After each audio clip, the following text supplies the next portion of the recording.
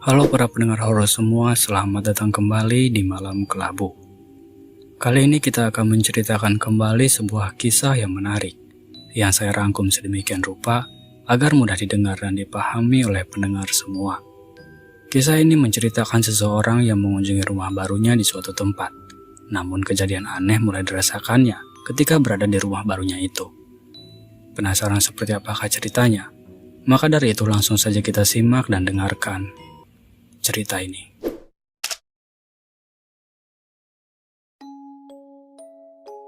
Pada suatu sore, aku memutuskan untuk berangkat menuju Bandung dari Jakarta dengan menyewa sebuah travel.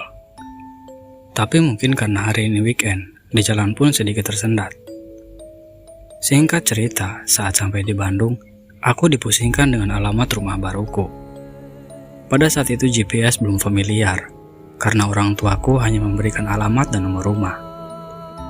Ngomong-ngomong, orang tuaku pindah rumah karena alasan finansial.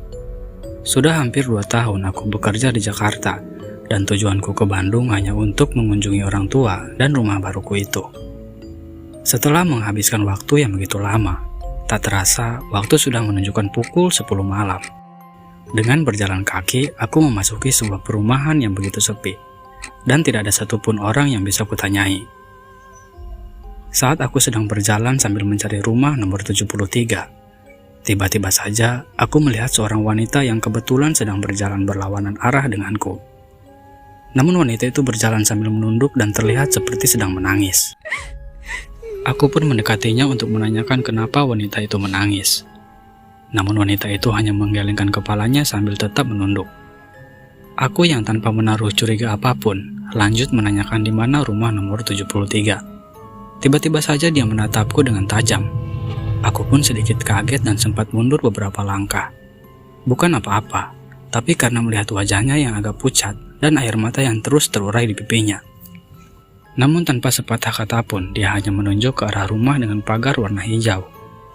Jaraknya memang tak begitu jauh. Aku pun segera mengucapkan terima kasih dan kemudian meninggalkannya, tanpa menoleh ke belakang lagi. Begitu sampai, aku pun disambut orang tuaku.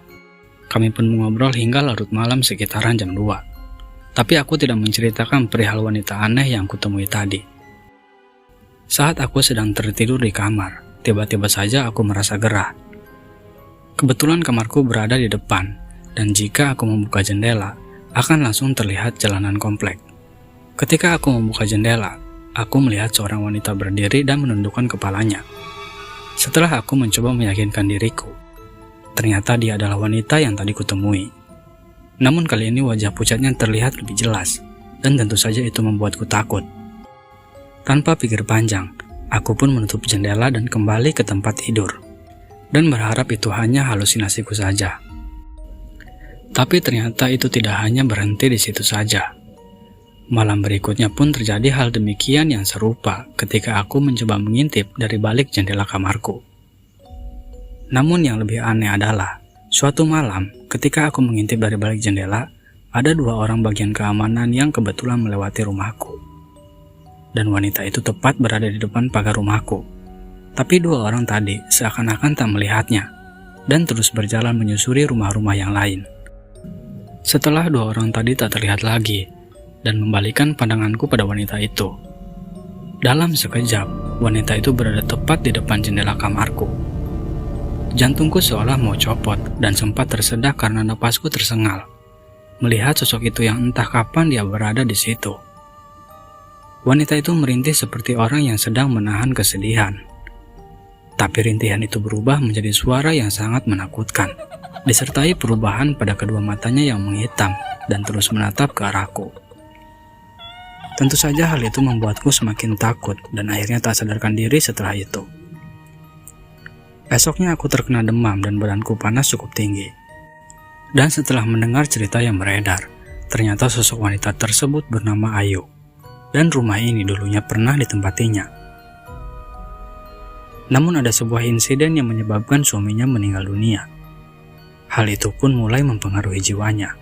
Dia selalu menunggu suaminya pulang ke rumah, hingga akhirnya wanita itu bundir dan ditemukan 14 hari kemudian oleh pihak keamanan, setelah mencium bau tidak sedap dari sekitar rumahku ini.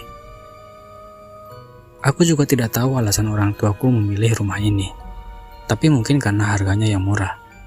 Entahlah. Akhirnya, hari itu juga dengan kondisi badanku yang belum membaik, aku memutuskan untuk kembali ke Jakarta. Dan jika ke sana, akan lebih baik tidak bermalam. Karena sampai saat ini, wanita itu masih sering menunggu di depan rumahku.